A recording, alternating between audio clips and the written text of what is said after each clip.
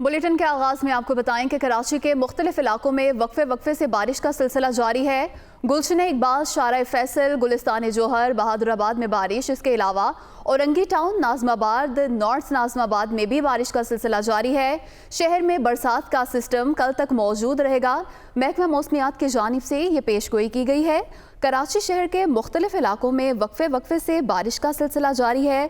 कहीं हल्की तो कहीं तेज़ बारिश हो रही है और जिन इलाकों में बारिश हो रही है उनमें गुलशन इकबाल, शारा फैसल, गुलिस्तान जोहर और बहादुराबाद शामिल है। इसके अलावा औरंगी टाउन, नाजमाबाद, नॉर्थ नाजमाबाद में भी बारिश का सिलसिला जारी है। महकमा मौसमियात की जानिब से पेशगोई की गई है कि शहर में बरसात का सिस्टम कल तक मौजूद रहेगा। कराची शहर के मुख्तलिफ इलाकों में वक्फे वक्फे से बारिश का सिलसिला जारी है। बारिश होने की वजह से मौसम तो खुशगवार हो गया है, लेकिन कई इलाके ऐसे हैं जहां पर पानी भी जमा हो गया है। गुलशन इकबाल, शारा फैसल, गुलिस्तान जोहर, बहादुराबाद में बारिश हो रही है। कराची के मुख्तलिफ इलाकों में वक्फे वक्फे से बारिश का सिलसिला जारी है। गुलिस्तान जोहर में कई मकामात पर पानी जमा हो गया। मोटरसाइकिल सवारों समेत गुजरने वालों को मुश्किलात का सामना है। सूरत हाल क्या है, जानते हैं दुनिया न्यूज़ के नुमाइंदा शुएब बुखारी से।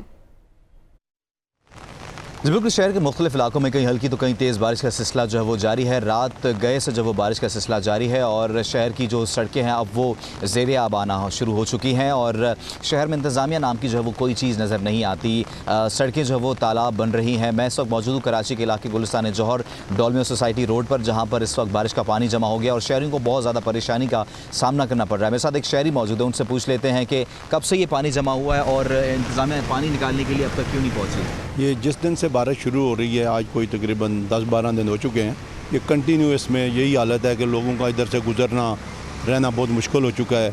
गंदा पानी है, गटर का पानी इकट्ठा हुआ है, बारिश का पानी है, कोई पूछने वाला नहीं है।